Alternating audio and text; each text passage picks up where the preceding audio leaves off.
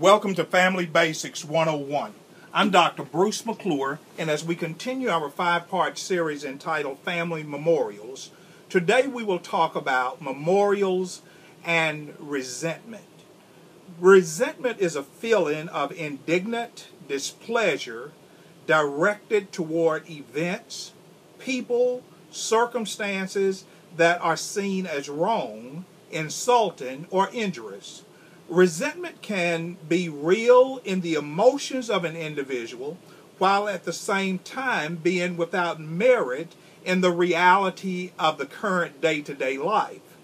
Resentment is thought to be more driven by an individual's inner needs than the outward event triggering the indignant feeling of resentment in the present time. So when we look at resentment and memories, keep in mind it is a feeling of indignant displeasure that is focused on events, people, circumstances that are seen as wrong, insulting, or injurious. It is futile, it is destructive, and it is blinding. Resentment carries negative connotations, but this universal emotion does have some type reward system.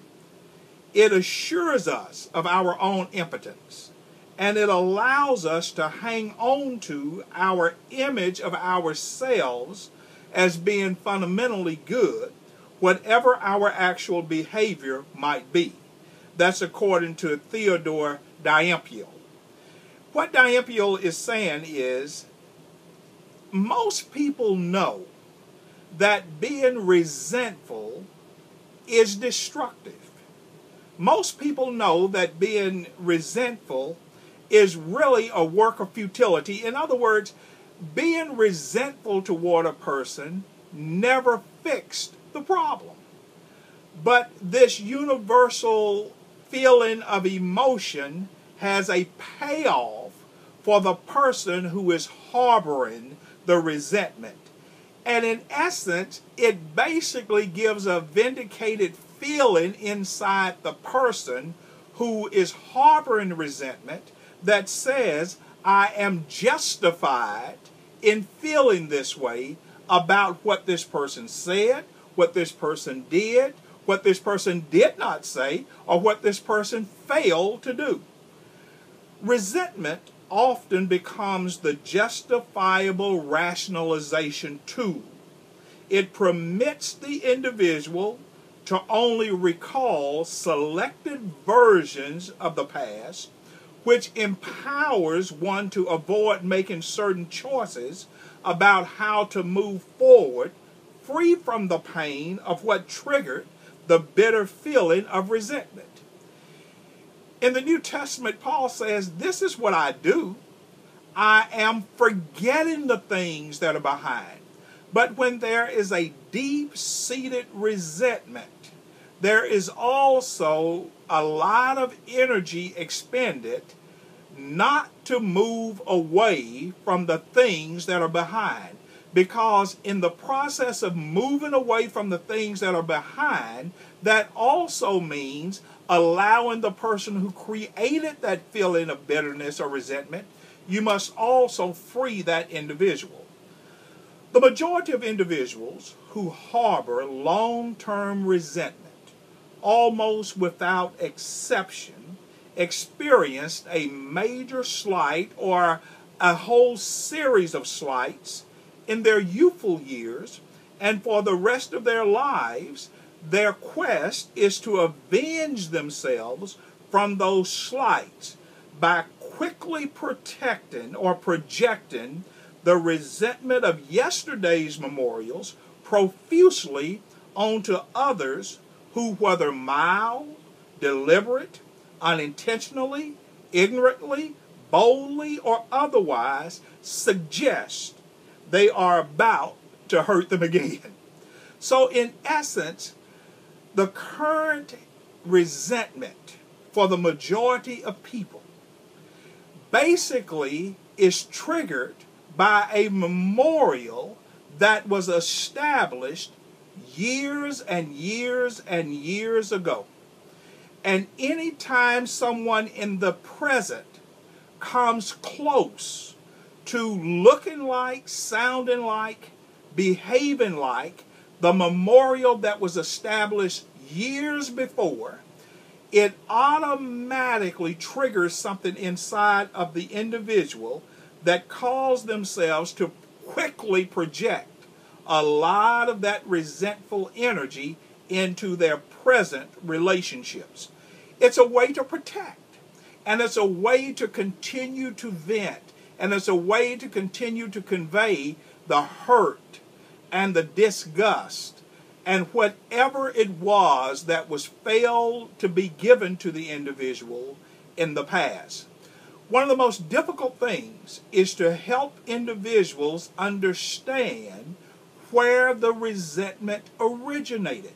Because typically the response is, I am so resentful and I'm so embittered by the present.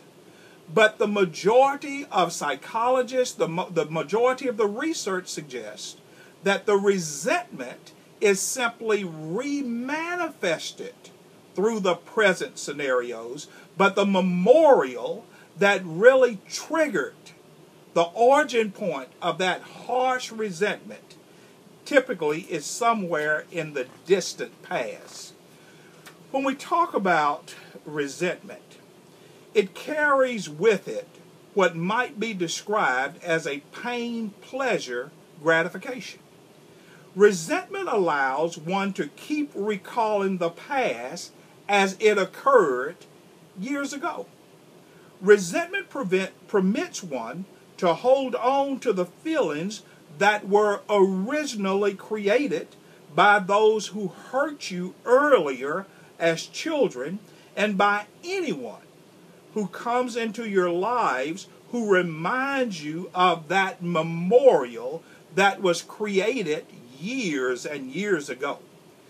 It is difficult to let go of bitterness when it was begun by a family member, a close friend, a close relative, a person that you entrusted yourself to.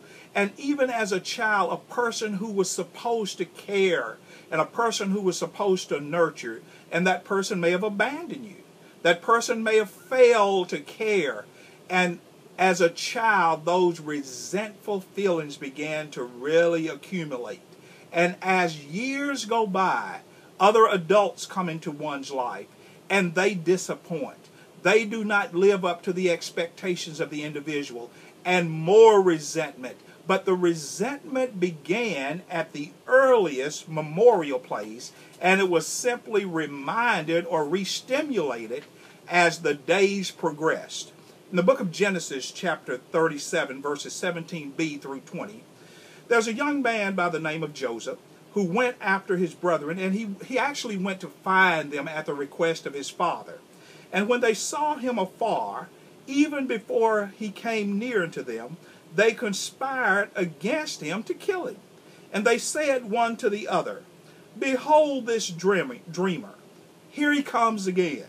Come now, therefore, and let us slay him, and cast him into some pit.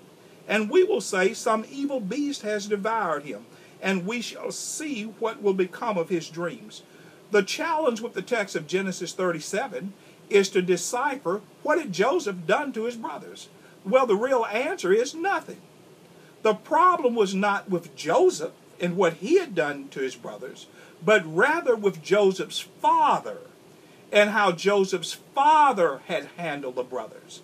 And yet the memorial would be apparent, not that it's Joseph's father, but it seemed as if the anger is against Joseph.